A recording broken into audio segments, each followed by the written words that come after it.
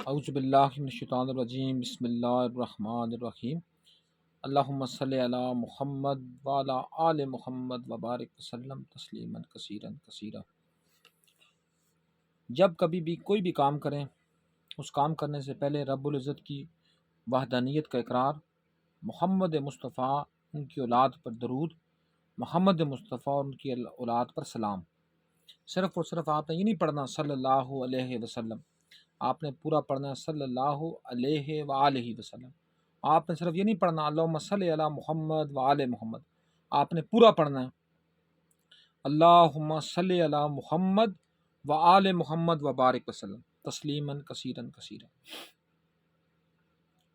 تو اسی حسین کے پاک خون کا صدقہ، جس حسین کے پاک خون نے میری تحریر میں وہ جان دی کہ میں جو لکھتا ہوں الحمدللہ الحمدللہ ثم الحمدللہ، کسی بھی وقت کے یزید کے ڈر جھجک اور خوف کے بغیر لکھتا ہوں، اور جو میں بولتا ہوں وہ بھی اسی حسین کے اس 17 سال کے کڑیل جوان علی اکبر کی کڑیل جوانی کا صدقہ جو بولتا ہوں وہ کسی بھی وقت کے یزید اور فرعون کے خوف اور اس کے خطر کے بغیر بولتا ہوں۔ اور یہ بات میں ہمیشہ بھی کہتا بھی ہوں اور آج دوبارہ کہہ رہا ہوں کہ کیا کرنا ہے آپ نے، یہ نہیں کرنا کہ آپ نے اس وقت کے یزید کو گالیاں نکالنی شروع کر دینی، اس خبیث بدبخت کمینے ذلیل رذیل شجر خبیثیہ کے ایک فرد کو، وہ تو گالیوں سے بھی نچلے لیول کی مخلوق ہے۔ جب بھی ہم کہتے ہیں نا کہ یزیدیت مرد آباد، تو ہم ہاتھ اپنا نیچے کرتے ہیں، وہ تو اسفل السافلین سے نیچے کی چیز ہے۔ اس کو میرے نزدیک میں اب آن ایئر کہتا ہوں گالیاں نکالنا بھی واجب ہے۔ کیوں؟ یہ میں نہیں کہہ رہا، پھر میں کہہ رہا ہوں یہ میرا مالک قرآن حکیم میں خود فرما رہا ہے، یہ نہیں کہہ رہا گالیوں کی بات، یہ وہ خود فرما رہا ہے۔ کیا؟ سورہ الاحزاب کی 55 نمبر آیت کیا ہے؟ ان اللہ و ملائکتہ یصلون علی النبی یا ایھا الذین آمنوا صلوا علیہ وسلموا تسلیما۔ اس سے اگلی 56 نمبر والی آیت مولوی آپ کو نہیں بتاتے، میں آپ کے ساتھ ابھی اس 56 نمبر آیت کو، میں سورہ احزاب کی آیت کو آپ کو قرآن سے پڑھ کر آپ کو بتاتا ہوں کہ 56 نمبر آیت میں اللہ پاک کیا فرماتا ہے کہ وہ لوگ جو اللہ اور اس کے رسول کو اذا دیتے ہیں اور مومنین پر، ان پر نہ صرف اللہ کی لعنت ہو بلکہ جملہ عالمین کی ان کے پر لعنت ہو۔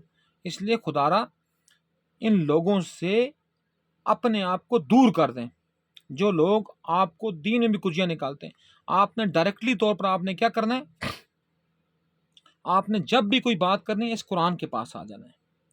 یہ قرآن آپ کو گائیڈ کرے گا، یہ قرآن آپ کو بتائے گا کہ آپ نے کیا کرنا ہے یا کیا نہیں کرنا۔ تو وہ لوگ جو لوگ اللہ اور اس کے رسول کو اذا دیتے ہیں، وہ لوگ کیا ہیں؟ اس زمین اور دھرتی کا بوجھ ہیں، ان پر اللہ پاک لعنت بھی بھیجتا ہے۔ صرف اللہ پاک لعنت نہیں بھیجتا بلکہ اللہ پاک کے جو جملہ فرشتے ہیں وہ بھی ان لوگوں کے اوپر سارے یک جنبش قلم اور یک زبانوں کو لعنت بھیجتے ہیں۔ اس لیے خدا کا خوف کریں، خدا کی اقانیت کو مانیں اور خدا کے تمام احکامات کو ایک ساتھ مانیں۔ کیوں؟ اللہ پاک قرآن میں فرماتا ہے، کیا فرماتا ہے کہ اے یا ایھا الذین آمنوا ادخلوا فی السلم کافہ، اے ایمان والو اسلام میں پورے کے پورے داخل ہو۔ یہ نہ ہو کہ اسلام میں آدھے داخل ہو، آدھے کہیں اور داخل ہو جاؤ۔ یہ جی آیت نمبر 55 ہے۔ میں اس لیے ساتھ ساتھ یہ بھی میں نے کہا یہ کوئی مجھے نہ کہے کہ یہ اس نے جھوٹ بولا ہے قرآن کو ہاتھ میں رکھ کر۔ قرآن کیا فرماتا ہے 55 نمبر آیت میں؟ ان اللہ و ملائکتہ یصلون علی النبی یا ایھا الذین آمنوا صلوا علیہ وسلموا تسلیما۔ یہاں تو اللہ یہ فرما رہا ہے کہ اللہ اور اس کے فرشتے کیا کرتے ہیں؟ نبی پر درود بھی بھیجتے ہیں اور سلام بھی بھیجتے ہیں۔ اس لیے اے ایمان والو، یہاں بھی اللہ پاک سے نتھو خیرے سے مخاطب نہیں ہو رہا، کسی مسلمان سے مخاطب نہیں ہو رہا، یا اللہ پاک قرآن میں 3-4 قسم کی آیات ہیں۔ پھر قرآن کو پڑھیں کبھی زندگی میں، اگر آپ کو قرآن پڑھنے کا موقع ملے، مولوی کی طرح رٹنے کا نہیں، اس کو پڑھنے کا، سمجھنے کا۔ اللہ پاک فرماتا یا ایھا الذین، اے لوگو، پھر یا ایھا الناس، پھر لوگوں کی بات کر رہا ہے، پھر یا ایھا اللہ، پھر کہتا ہے، پھر مخاطب کرتا ہے مسلمانوں کو، اے مسلمانوں۔ پھر اللہ پاک آیات میں مخاطب کرتا ہے یا ایھا الذین آمنوا، اے ایمان والو۔ کیا تو یہاں صرف ایمان والوں کی بات کی ہے کہ یا ایھا الذین آمنو، اے ایمان والو تم بھی محمد مصطفیٰ پر درود بھی بھیجو اور سلام بھی بھیجو۔ اور پھر اللہ اگلی آیت میں فرماتا ہے 56 والی آیت میں وہی والی بات، ان الذین یؤذون اللہ ورسولہ لعنہم اللہ فی الدنیا والآخرہ وعد لہم عذابا مہینا۔ دیکھیں اللہ پاک کیا، اور پھر وہ لوگ ان الذین، وہ لوگ یؤذون اللہ جو ایذا دیتے ہیں کس کو؟ اللہ کو، ورسولہ اور اس کے رسول کو۔ تو کیا کہتا ہے؟ لعنہم اللہ، ان پر اللہ کی لعنت ہو، پھر دنیا میں بھی۔ ٹھیک ہے، قرآن بھی وہ پڑھیں جو عربی متن کا ہو، ترجمے کا قرآن کبھی نہ پڑھیں، کیونکہ اس میں ترجمہ کرنے والے نے اپنے مطلب کے الفاظ ہی بیچ میں بریکٹس میں ڈالے ہوتے ہیں۔ پھر دنیا پر بھی اور آخرت میں بھی عاد لہم عذابا علیم مہینہ، اور ان کے لیے ایک دردناک عذاب بھی تیار کیا ہوا ہے۔ یہاں ہی ختم نہیں ہوئی، اب اگلی 57 نمبر والی آیت بھی ہے۔ پھر اللہ پاک آگے بھی فرماتا ہے والذین، اور وہ بھی یؤذون المؤمنین والمؤمنات، جو ایذا دیتے ہیں مومن مردوں کو، والمؤمنات اور مومن عورتوں کو بھی، بغیر ما اکتسبوا، کہ جو کام انہوں نے نہیں کیا ہوتا، فقط احتملوا بہتان و اثما مبینا، اور وہ ان پر بہتان تراشتے ہیں، اور یہ سب سے بڑا اسم مبینہ، یہ کھلا گناہ ہے، کھلی گمراہی ہے۔ اس لیے میں بار بار کہتا ہوتا ہوں کہ بہتان لگانے سے بچیں، بہتان لگانے سے بچیں، بہتان لگانے سے بچیں۔ آپ اپنے چھوٹے سے فائدے کے لیے کسی کے اوپر تہمت لگائیں گے، اور تہمت بڑھتے بڑھتے بہتان بن جائے گی، آپ کے اوپر اللہ پاک کی طرف سے لعنت برس جائے گی۔ اس لیے خدارا بہتان لگانے سے بچیں، مومن مردوں کو بھی کے اوپر بھی اور مومن عورتوں کے اوپر بھی۔ اچھا، جو بات میں کرنا چاہتا وہ بات کیا تھی کہ یہی لوگ ہوتے ہیں جو رانگ نمبرز ہوتے ہیں، جو کیا ہوتے ہیں؟ رانگ نمبرز، جو غلط انفارمیشنز آپ کو دیتے ہیں، جو آپ کی زندگی کو اجرند بنا دیتے ہیں۔ ایک اور کتاب ہے کہ انسان اور دیوتا، یہاں میرے پاس پڑھی ہوگی، لیکن پھر میں کتاب ڈھونڈنے لگ جاؤں گا اور پھر آپ کے ساتھ میری بات رہ جائے گی، اس کو کبھی آپ پڑھیں لازماً۔ اس میں لکھنے والا کیا لکھتا ہے کہ انسان نے خود اپنے ہاتھوں سے بت تراشے، اور ان بت تراشنے کے بعد ان کو جا کر جنگلوں میں اور ویرانوں میں چھوڑ دیا، اور پھر ان کے ساتھ منسوب کی باتیں، اور منسوب کرنے کے بعد یہ جو ہوتے ہیں نا جاہل قسم کے لوگ، دقیانوس قسم کے لوگ، توہم پرست قسم کے لوگ، وہ لگ گئے جی، وہ ان کے پیچھے لگ گئے، تو انہوں نے ان سے نظر نیازیں مانگنی شروع کی۔ اور بڑی ایک زبردست انڈیا میں عامر خان نے مووی بنائی تھی اپنا پی کے، اس میں وہ کیا کرتا ہے، جب اس کے ساتھ ہی پارٹنر کا جو اس کا جو باپ ہوتا ہے، وہ اس کی باتوں کے اوپر کرٹیسائز کرتا ہے، تو وہ اس کو ساتھ لے کر جاتا ہے، اور وہ کیا کرتا ہے جی، ایک پتھر کے اوپر وہ رنگ کرتا ہے، اور رنگ کرنے کے بعد اپنے منہ سے نکالتا ہے اپنا پان، اور اس کو اپنے کلک اپنے اس کے اوپر بھی لگا دیتا ہے، کلنک کا ٹیکا، اور پھر اور پتھر کے اوپر ہی مان لیتا ہے۔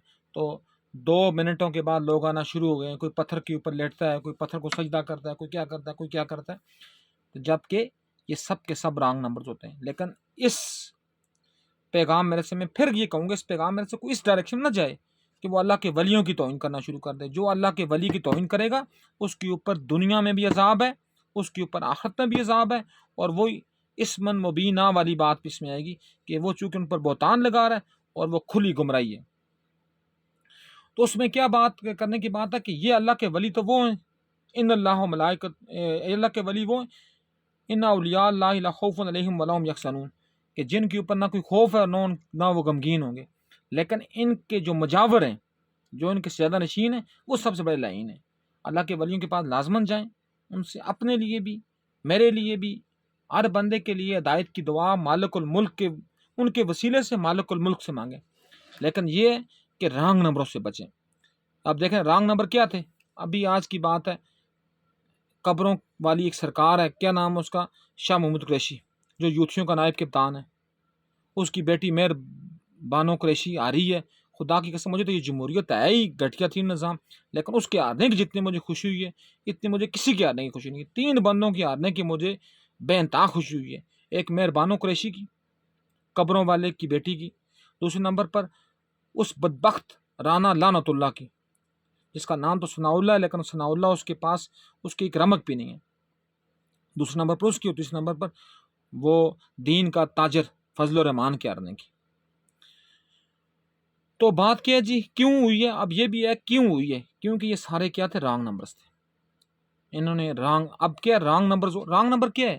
جو آپ کو سوانے خواب دکھاتا ہے، جو آپ کی اولادوں کا مستقبل تاریک کرتا ہے۔ رانگ نمبر کون ہے؟ عمران خان، جس نے لوگوں کو سوانے خواب دلا کر کروڑوں جو ہے نا سادہ لوگ قسم کے لوگ، ان کو وہ ذہن دے دیے کہ ذہن ان کے نکال دیے باہر اور ان کو مفلوج کر دیا گیا۔ اور وہ آج عمران خان کی اس اللہ کی اس کتاب، پھر میں کتاب اللہ کی اٹھاؤں گا اور پھر ایک بات لمبی سے لمبی ہوتی جائے گی۔ اللہ جو عدت کے ایام ہیں وہ 2 جگہ پر بیان ہوئے، ٹھیک ہے نا؟ کیا بیان ہوئے کہ جو طلاق یافتہ ہے عورت اس کی عدت کتنی ہے، اور جو جس کا خاوند مر گیا بیوہ اس کی عدت کتنی ہے۔ ایک کی عدت 3 ماہ 10 دن ہے، دوسری کی عدت 4 ماہ 10 دن ہے۔ اب مجھے بتائیں، اللہ کی شریعت کے ساتھ جو کھلا مذاق کریں، اور پھر آج بعض بدبخت وہ بھی ہیں جو کہتے ہیں تم الٹرا ساؤنڈ کیوں نہیں کروا لیتے؟ او کسی بدبخت کے پترو، تم بھی پھر یہ کرو نا، کعبہ کے اوپر طواف کرنے کیوں جاتے ہو؟ بدبختو، اپنے گھر کا ایک کمرہ مختص کر لو، اس کا طواف کرنا شروع کر دو۔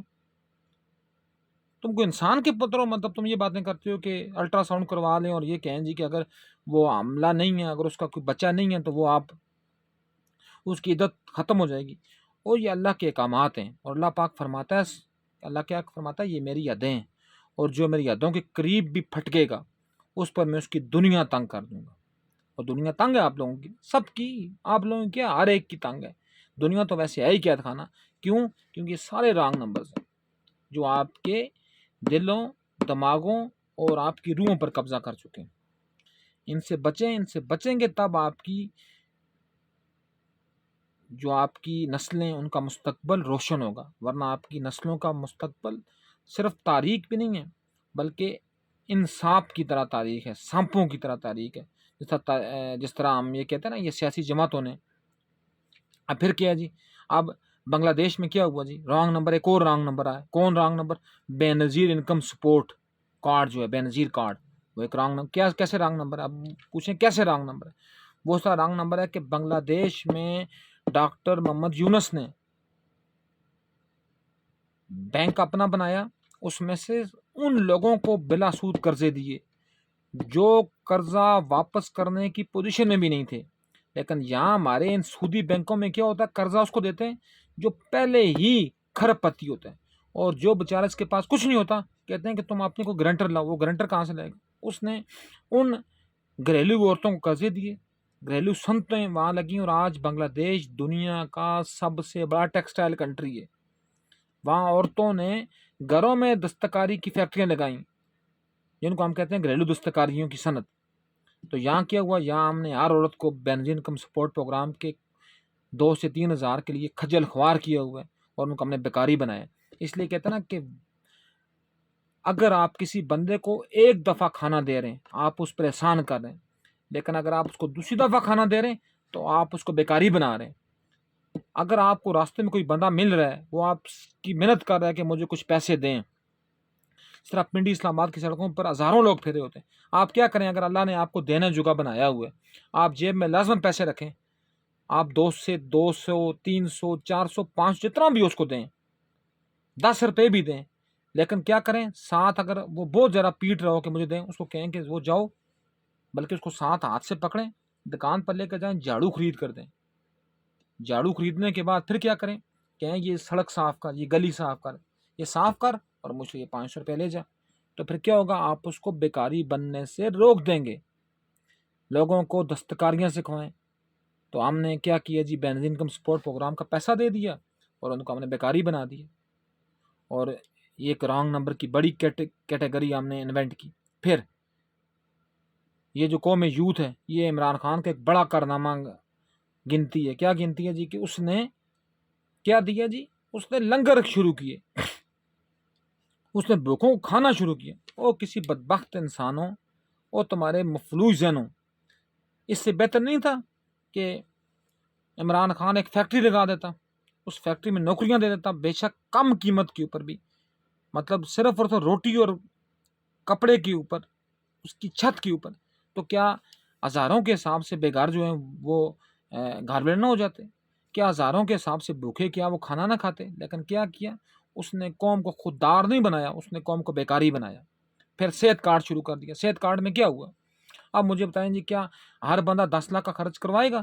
کیا ہوا جی، صحت کارڈوں کی پھر تقسیم ہوئی آگے، جتنے بھی پرائیویٹ اسپتال ہیں ان سب کو صحت کارڈوں کی مد میں ان کو پیسے دیے گئے، اور پھر کیا ہوتا تھا ان کے اندر یہ جو ڈاکٹر تھے، ڈاکو نما ڈاکٹر، سفید گاؤن پہنے ہوئے شیطان، انہوں نے کیا کیا، ان سب نے ایک ایکا کیا، ایکا کرنے کے بعد وہ بندہ جس کو بیماری ہوتی تھی چھوٹی سی، جس طرح میں نے پچھلی ویڈیو میں بھی بات کی ہے کہ جب بھی کوئی بگاڑ آتا ہے کسی قوم میں تو بگاڑ کیسے ختم ہوتا ہے، پہلے اس کو دی جاتی ہے میڈیسن کے بعد اس کو انجیکشن پر لے کے گیا جاتا ہے، انجیکشن کے بعد اس کا چیر پھاڑ کرتے ہیں، انہوں نے میڈیسن دی ہی نہیں، انہوں نے ڈائریکٹلی چیر پھاڑ کیا، کیوں؟ کیونکہ ان کو پیسے مل رہے تھے۔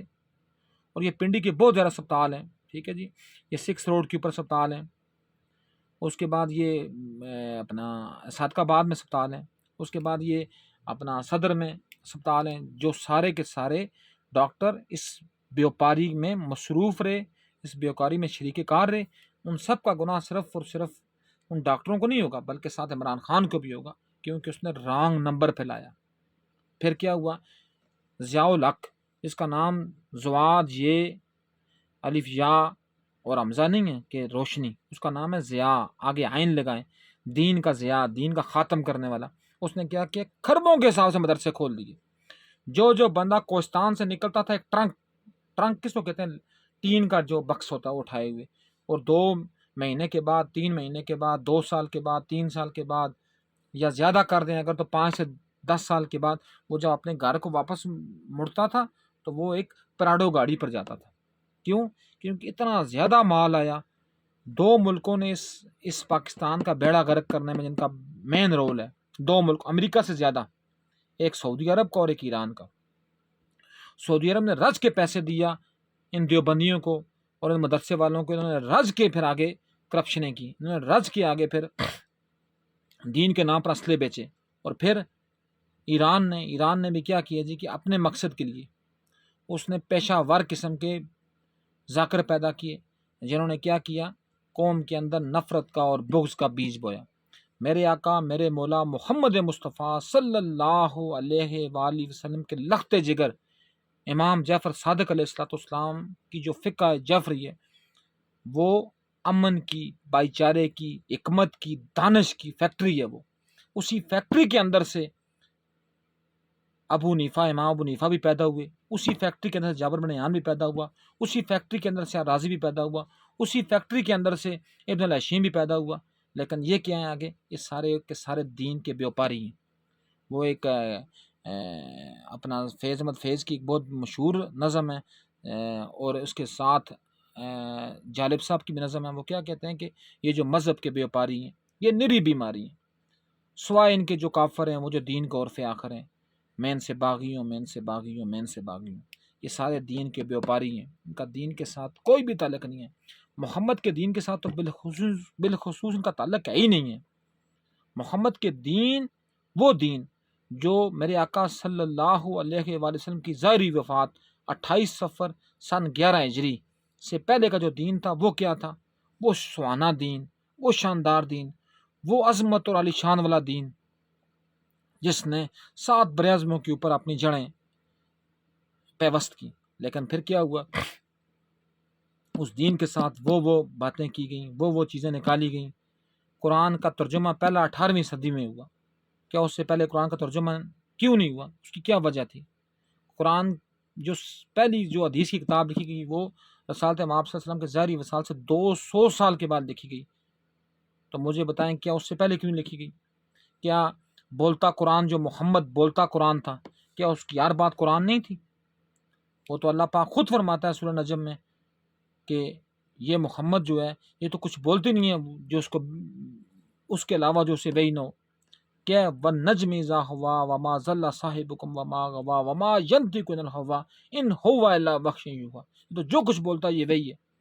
تو پھر کیوں ہم نے یہ بات کی، اور پھر کیوں ہم نے حدیثوں میں بھی فیبریکیشن کی، کیوں ہم نے حدیثوں کے درجے پھر بنانے میں پڑے کہ صحیح کون ہے، حسن کون سی ہے، متواتر کون سی ہے، مشہور کون سی ہے، ضعیف کون سی ہے، غریب کون سی ہے، اور فیبریکیٹڈ، اللہ مجھے معاف کرے، فیبریکیٹڈ کون سی ہے؟